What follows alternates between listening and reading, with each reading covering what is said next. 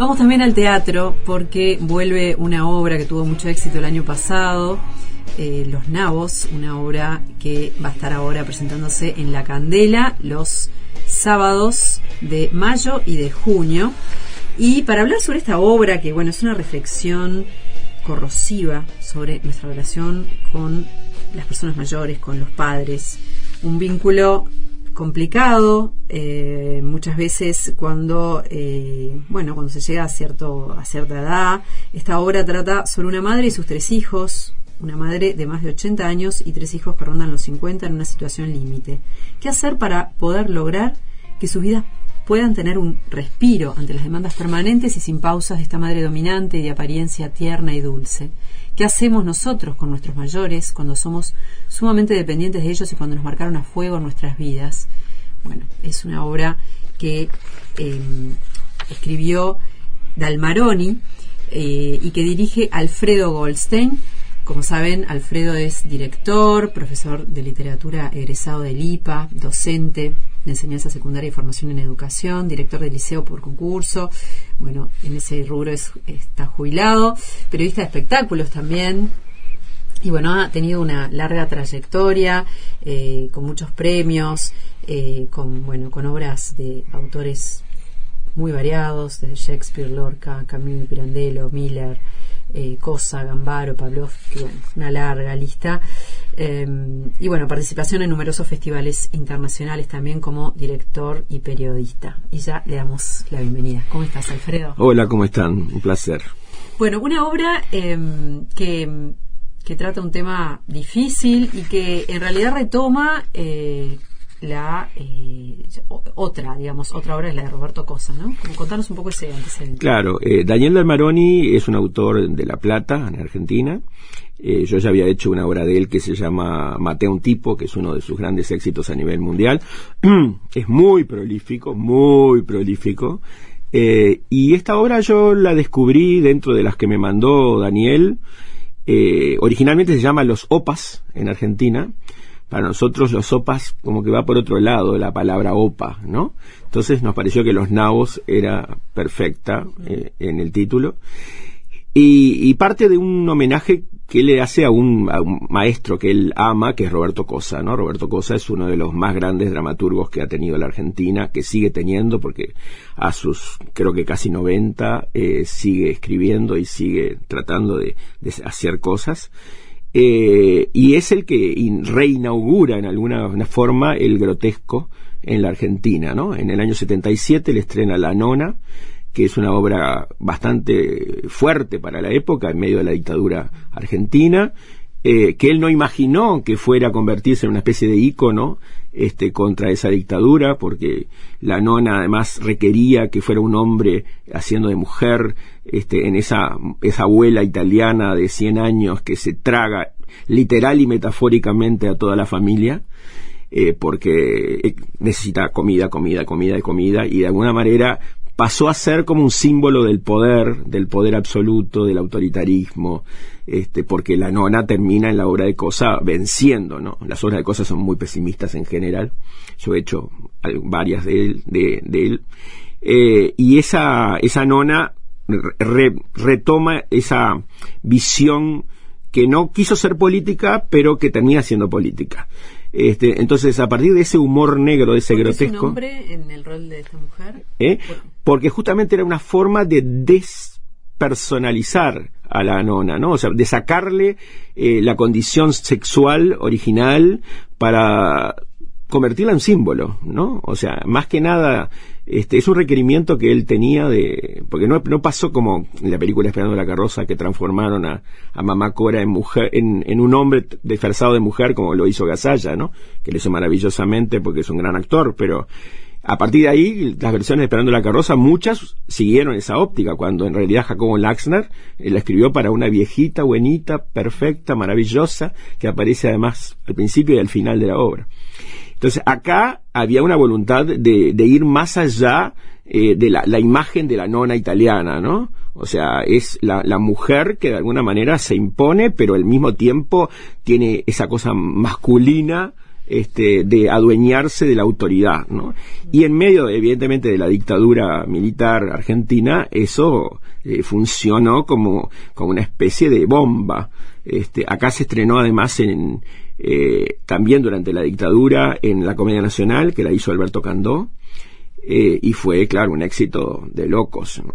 Y a partir de allí, como que Tito Cossa fue escribiendo en esa línea, no todas sus obras están en esa línea, pero el grotesco se mezcla con realismo poético muchas veces, y el grotesco es una forma además típicamente rioplatense, pero que de origen italiano, o sea, esa cosa operística que tienen los italianos, sobre todo la recibieron más los argentinos que nosotros, los porteños más que nosotros, pero igual está en nuestro ADN, y el grotesco es una manifestación bifronte, ¿no? Es una forma dramática que hace reír y llorar al mismo tiempo, ¿no? Que acá inauguró Discépolo allá por fines de los años 20 con Stefano y otras obras, otros grotescos famosos. Hay un manejo del conflicto, ¿no? Especial. Sí, o sea, el grotesco rioplatense tiene que ver con la desilusión de los inmigrantes cuando se dieron cuenta de que cuando llegaron acá, que querían hacer la América, se dieron cuenta que esa América no era la que imaginaron, ¿no? Como decía en Stefano Discépolo, era perseguir atrás de una mariposa, ¿no? Una mariposa que no se alcanzaba nunca.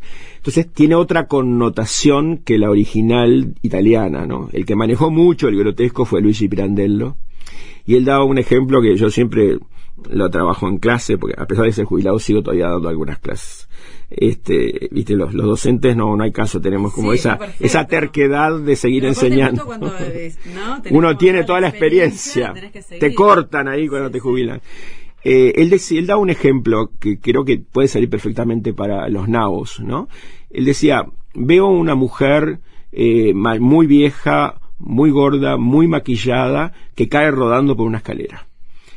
La primera reacción de todo el mundo es reírme de esa situación.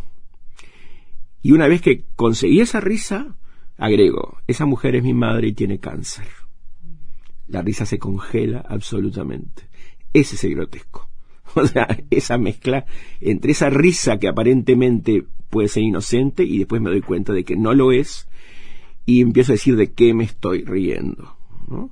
Yo creo que esa definición, siempre me pareció una anécdota maravillosa que daba Pirandello, para poder explicar hasta qué punto yo me puedo reír de cosas terribles, y que eso terrible puede llevarme a pensar que la realidad tendría que cambiarse. Así que esa obra, ese punto de partida de la nona es un poco el punto de partida de los nabos en una situación extrema, ¿no? Porque estos tres hijos, que en realidad son los nabos, un sábado deciden, bueno, ¿qué hacemos con nuestra madre? Una madre de 80 años que exige gastos impresionantes, que ha frustrado económicamente a estos hijos toda la vida, que ha frustrado afectivamente también a estos hijos en muchos sentidos, pero con la cual tienen un lazo impresionante, pero deciden en esta situación límite algo que nunca hubieran pensado que llegarían a hacer. Y bueno, este sábado es el sábado donde hay que decidir si se hace o no se hace y ver qué pasa. ¿Son las vidas de ellos o la vida de esa madre? Si se toma esa decisión. Si se toma esa decisión, que ya viene preparada, ¿no? Hay uno de ellos que ya tiene como un plan, y exhibe ese plan, y los demás de alguna manera siguen o no ese plan. Pero el tema es, hay que hacer ese plan, llevamos a cabo ese plan, nos animaremos a hacer ese plan. Y claro, hay un momento en que uno de los personajes dice, ojo, porque cuando ustedes la vean con esa mirada de pobrecitas, van a decir, no me decido. Pero hay que ponerse firmes y pensar en los años que pasamos, durante todos estos tiempos, qué nos pasó a nosotros, cómo perdimos esto, perdimos lo otro, perdimos nuestras relaciones, perdimos este dinero, perdimos esta propiedad, estamos en una situación terrible y sin embargo estamos sustentando a una mujer que nos ha provocado todo esto, pero al mismo tiempo es nuestra madre.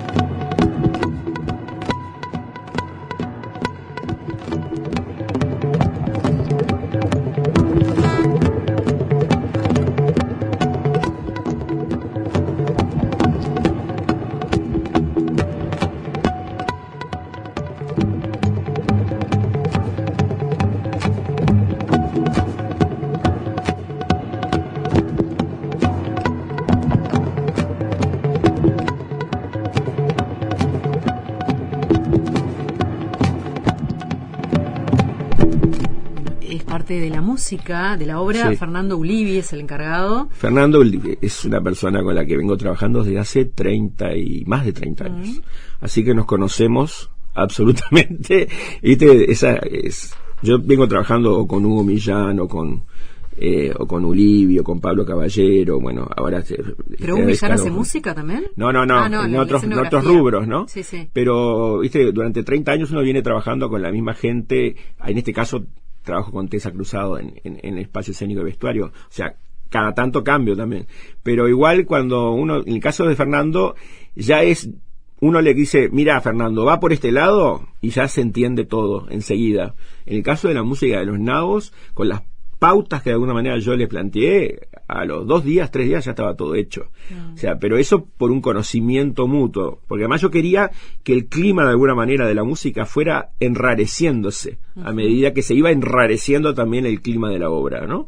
Que tuviera algo, entre comillas, policial, porque hay un suceso que podría llegar a ser policial, que tuviera esa cosa como medio rioplatense también, pero al mismo tiempo de suspenso, y que hacia el final de alguna manera pudiera reverdecer, ¿no? Porque no voy a decir por supuesto el final, pero todos esos intentos por modificar la realidad de estos personajes, ¿se va a lograr o no? Son personajes que se autoperciben, que saben lo que les pasa, o sea, porque hay gente a veces que vive esas situaciones y no se dan cuenta, o están sumergidos y no tienen esa conciencia, ¿no? De cómo se fue dando esa situación. Sí, ellos, lo que pasa es que quizás ese sábado es un poco el momento culminante, ¿no? El momento catártico, el momento de decir, bueno, ya no damos más. O sea, ya pasó esto, ya hace 10 años y los médicos le dijeron que la madre estaba desahuciada, por ejemplo, ¿no? Y pasaron 10 años y sin embargo la madre está maravillosa, maravillosa, aunque tiene 1000 cosas, ¿no? 1000 achaques, y eso genera gastos y hacen todo un recuento económico de lo que significa por mes. Y eso hace que bueno, se pongan a repensar, ¿no? Pasaron estos 10 años y nada, la cosa va siendo eterna. Y uno perdió propiedades, la otra perdió el marido, el otro perdió lo poco que tenía. Entonces, ¿cómo reaccionar frente a eso, no? La obra trasciende evidentemente la relación estricta de estos personajes con su madre y van, como decías vos al principio, ¿no? Una reflexión, ¿qué pasa con nuestros mayores? Y cómo nos espejamos en esos mayores, porque algunos de esos personajes se espejan en esa madre y se ven en su propio futuro, y en alguna medida es una forma de rechazo y amor que al mismo tiempo tienen hacia ese futuro. Es una situación, claro, que acá está resuelta de una manera mucho más simple de lo que yo estoy diciendo, porque los diálogos son tremendamente cotidianos. El grotesco no necesariamente hay que hacerlo en forma grotesca, sino que el grotesco está en el conflicto, el grotesco está en la resolución de los diálogos, en la manera en que las situaciones se van dando, porque a veces uno, por ejemplo, cuando uno ve la película Esperando la carroza, ¿no? Que a mí no me gusta nada, ¿no? La película, a pesar de que son actores maravillosos, porque creo que traicionó muchas cosas del original de Langsner. Primero porque en el original de Langsner nosotros nunca sabemos dónde está la nona, dónde está la vieja. Lo sabemos recién al final. Mientras que en la película ya sabes del principio que está en la vereda de enfrente. Entonces, ese misterio de la madre muerta posiblemente no se genera. Ya perdiste ese misterio. Segundo, porque la dirección cinematográfica es extremadamente teatral en su formulación, porque justamente el grotesco ya está de por sí en el texto o en la relación de los personajes, y no necesariamente vos lo tenés que hacer en un estilo exagerado. Acá hubo una maravillosa versión de Esperando la carroza que dirigió Jorge Curi en el Circular en el año 74, que duró 5 años en cartel, y que era la sutileza andando, y sin embargo el grotesco funcionaba perfectamente. A mí por eso no me gustó la película, por más que, bueno, en su momento se estrenó y la vapulearon impresionantemente. Cuando se estrenó Esperando la carroza acá en el año 62 en la Comedia también pasó lo mismo.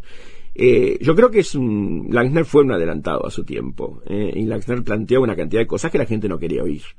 Y en la película, la exageración hace que en definitiva todo se resuelva únicamente en la humorada, más allá de que en ese final de Esperando la carroza que es un poco un resumen de lo grotesco, ¿no? Susana, que era la mujer que estaba desesperada por no tener por unos días a la viejita en su casa, dice, ¿de quién me río? De mí, de ustedes, de todos me río, ¿no? Así termina esperando la carroza.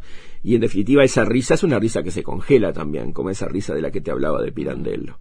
Y los nabos también pasa lo mismo, ¿no? La gente viene, se muere de la risa, es impresionante lo que pasa, y al final dicen, uy, qué amargura, qué terrible de lo que me estoy riendo. O sea, me estoy riendo de 3 hijos que quieren buscar la manera de cómo solucionar un tema humano, en definitiva, también económico, también de su propia realización de vida, destinando un sábado a ver qué se hace con esa madre, ¿no?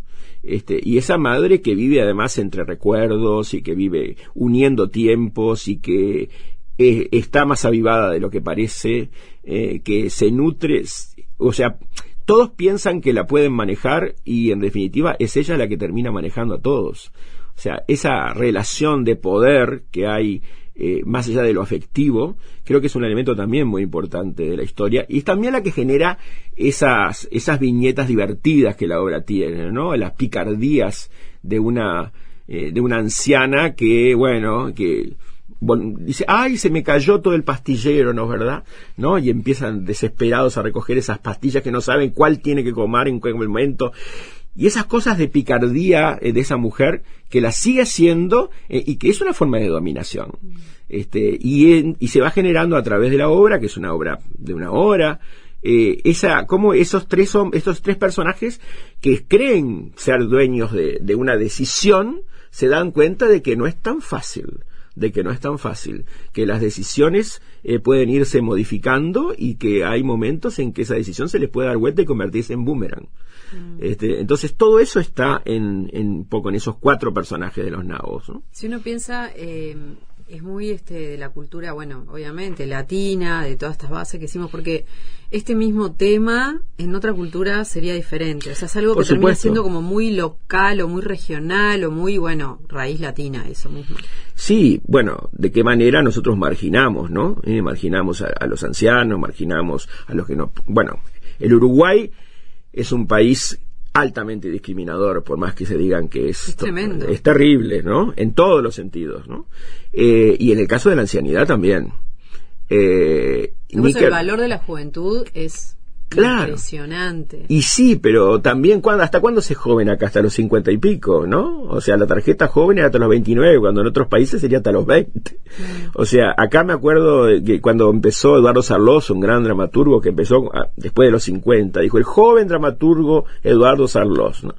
Esa idea de la juventud que tenemos nosotros y la idea de la ancianidad también es una idea diferente de repente de la que pueden tener otros lugares. Pero creo que más que nada porque marginamos a todos aquellos que consideramos que ya no, entre comillas, nos sirven, ¿no? Marginamos a los jubilados, marginamos a los que de alguna manera pensamos que no nos pueden aportar más cosas cuando justamente, como vos decías, ¿no? Jubilan a un docente cuando de repente el docente adquirió todos esos años de experiencia y puede aportar mucho más de lo que aportaba cuando empezó la carrera. Bueno, hay docentes que no quieren seguir trabajando también, ¿no? Sí. Y lo mismo debe pasar en otros lugares. Es muy personal también. ¿Cómo se encara la vida, el transcurso de la vida, el paso del tiempo? Nada, hay procesos individuales que son innegables. Obviamente. Y nuestra relación con los ancianos también depende de la experiencia de cada uno, ¿no? Claro, en mi caso, por ejemplo, yo no tuve, en el caso de mis padres, una decadencia física, ¿no? Que uno percibe y que es muy duro de repente aceptar esa decadencia física. Fueron 2 fallecimientos absolutamente momentáneos, uno en el sueño, los 2 en el sueño, ¿no? Uno, mi padre durmiendo la siesta y mi madre durmiendo en la noche y con una cara absolutamente pacífica. Entonces no vi el deterioro de mis padres, ¿no? Entonces cuando uno no percibe eso también en lo familiar o de manera directa. Para encarar justamente esta obra con esta problemática, con estos desafíos, ¿no? Que bueno, que están mezclados tantos sentimientos, porque porque es todo contrapuesto, ¿no? Lo que sienten los hijos. Yo creo que hay que tratar, cada obra es un mundo, ¿no? Cada obra tiene su manera de tratarla. Nunca podemos aplicar el mismo método en una obra que en otra. Acá es un trabajo básicamente de actores, que no tiene adornos, demasiados adornos escenográficos ni elementos externos a ellos. Y creo que hay que meterse en el conflicto de manera sencilla, directa, y lograr que el humor funcione de la mejor manera. Y el humor siempre implica una pequeña distancia, ¿no? O sea, cuando, como decía, Henri Bergson escribe el maravilloso libro sobre la risa, que para mí es como un manual, y dice, nosotros siempre nos reímos de aquel que está peor que nosotros, ¿no? O sea, si alguien se cae en la calle, me río de quien se cayó, porque qué estúpido fue el que se cayó. Cuando yo me caigo en la calle, me río de mí mismo, porque pienso qué estúpido que fui. O sea, en el sentido de que siempre me pongo por encima de lo que me estoy riendo. Y eso hace que haya, aunque no quiera, hay una pequeña reflexión siempre sobre lo que me estoy riendo. Entonces, esa es la cuestión, ubicarse de tal manera frente al humor, que yo me involucre y no me involucre al mismo tiempo en la manera de expresarlo. Es como una piedad, ¿no? Hay, claro, no es una... bueno, los griegos no la llamaban catarsis cuando hablaba del humor, ¿no? Pero en alguna manera lo que hay es una relajación del espectador frente al humor. Como que esa relajación a veces le impide reflexionar al mismo tiempo, pero después sí le permite esa reflexión. La catarsis implica una identificación y una piedad inmediata, ¿no? Quizás que el humor necesita tiempo para que vos te identifiques con aquello de lo que se está riendo. Esa es la diferencia. Creo que era China que hablaba siempre de la comedia es tragedia más tiempo, remedando a otra gente que lo había dicho antes. O sea que es un poco eso, necesita tiempo para que el humor funcione de manera real, sobre todo cuando se trabaja con el grotesco, ¿no? Cuando se trabaja con lo tragicómico.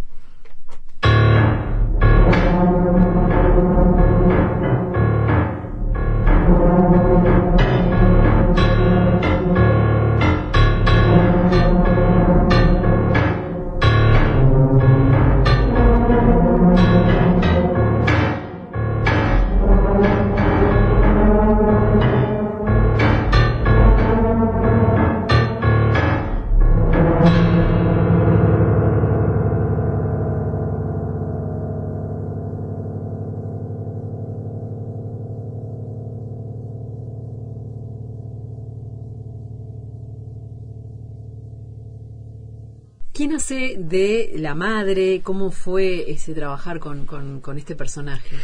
Elena Brancati es la que encarna a la madre. Acá solamente yo había trabajado antes con Celeste Villagrán, pero con Mario Ramuspe, con Darío Sellanes y con Elena Brancati nunca había trabajado. Y eso está bueno, ¿no? Trabajar con actores con los que uno nunca trabajó, porque nos medimos mutuamente. Elena es una mujer que tiene una larguísima experiencia en todo tipo de teatro y particularmente en la comedia, ¿no? Maneja el humor de una manera impresionante, sabe tener esos tiempos, esos silencios, esas miradas, esas cuestiones de complicidad, ¿no? Entonces le permite generar ese personaje dual que tiene la madre, ¿no? Esa cosa terrible por un momento, caprichosa, y al mismo tiempo de una enorme ternura que uno dice, ¿cómo estos hijos están pensando de esta manera en relación con este personaje? Entonces ella además es un personaje que entra después, bastante después en la obra, cuando todos los demás han construido ese plan, ¿no? Cosa de que haya un poco, esa es una técnica que hasta usaba Shakespeare, ¿no? En las primeras escenas, salvo Ricardo III y alguna otra obra, los personajes centrales no aparecen en las tragedias shakespearianas. O sea, los personajes centrales aparecen después, porque en la primera escena lo que se hace es preparar lo que los demás piensan de ese personaje, claro, para que pueda aparecer después. En Otelo, por ejemplo, ¿no? Otelo, Iago habla de Otelo todo el tiempo junto con Rodrigo y recién aparece después Otelo. Entonces cuando aparece uno hace la comparación con lo que los demás piensan de ese personaje. Y el personaje se construye entre lo que piensan los demás y lo que piensa de sí mismo el personaje y lo que piensa el espectador de ese personaje. Entonces esa idea de que esas primeras escenas no tengan a la madre como protagonista física, sin embargo la tienen como protagonista móvil, de acción de los personajes. Entonces, todo eso que se va construyendo entre los tres, porque además hacen un simulacro de lo que van a hacer, cuando llega la madre, la cosa empieza a resquebrajarse porque no todo es tan fácil como se había previsto. Entonces está bueno que esa aparición de Elena, que además es torrencial cuando aparece, porque ella tiene toda una serie de historias con personajes que nadie conoce y que seguramente los demás no se acuerdan, pero ella sí se acuerda o inventa, hace que se genere toda una relación. Bueno, el teatro es un arte de contrastes. El teatro, yo siempre digo que todo espectáculo es una serie de sístoles y diástoles. O sea, a un momento de tensión necesita un momento de distensión y todo el tiempo así. Si no hay conflicto y si la gente no piensa diferente, no existiría teatro. En la tragedia griega incluso se dice que todos los personajes tienen su razón. Entonces, en alguna medida, el hecho de que todos piensen diferente hace que exista un conflicto. Si no, no existiría una obra teatral nunca. Y acá también, todos los propios hijos, entre los tres, hay también diferencias en cuanto a qué hacer con esa madre, ¿no? Y los tres van complementándose, pero al mismo tiempo, los tres tienen un gran miedo frente a lo que pueda llegar a ocurrir. Y cuando están en el momento en que tienen que tomar decisión, ¿no? O sea, no es todo tan fácil. Quizás lo sueñan de una manera y lo hacen de otra. O quizás, como dice el título, terminan siendo los nabos, que no todo le puede salir como ellos lo esperan. Eso lo tiene que averiguar el espectador. Sí, también ver esto de la persona mayor, que, bueno, como decías, que tiene ese poder, no sé, tal vez manipulación, incluso, pero también ese retorno como a la infancia, ¿no? Porque muchas veces la persona mayor tiene como un retorno a ciertas características de la infancia. Entonces Exacto. Es como extraño. Sí, porque hay además, como una cierta inocencia o capricho, o no sé cómo llamarlo. Además, los recuerdos, viste, de los ancianos en general son recuerdos de su juventud, o de tiempos muy lejanos. Yo siempre señalo, y yo digo a los actores cuando trabajamos el tema de la ancianidad, una cita de William Faulkner, que para mí es uno de los grandísimos escritores, y que en La Rosa para Emily dice: los viejos ven el pasado lejano como una vasta pradera nunca alcanzada por ningún invierno y separada por el estrecho cuello de botella de los últimos 10 años. Siempre me pareció fantástica esa manera de ver por parte de los ancianos el pasado lejano, porque es verdad, es como una pradera que no fue nunca, que es intocable, ¿no? Es el mundo de la juventud, y sin embargo los últimos años no los quieren recordar, porque son los años de la decadencia, o los años por lo menos en que ya no pueden hacer lo que hacían antes. Y entonces esa madre también tiene esas características, vive de recuerdos muy lejanos, incluso de cosas que se compró en el London París. Bueno, nosotros hacemos la adaptación al Uruguay, claro. Pero la cosa inmediata se le olvida la hora en la que es, se le olvida las cosas más simples, o se le olvida lo que le conviene olvidar también. Sí. Entonces también ese juego de pequeñas maldades que se dan del lado de la madre hace un poco que se equilibre con los otros personajes, que no son solamente los villanos de la película, porque también padecen su situación. Y en ese equilibrio, yo creo que en ese choque es que se genera la risa y el valor de la obra, ¿no? ¿Te llevaste alguna sorpresa en este proceso creativo? Y yo siempre me llevo una sorpresa. Todos los espectáculos, yo tengo una sola cosa muy clara en cada vez que empiezo a ensayar un espectáculo. Sé cuál es la última imagen que va a ver el espectador. Mirá.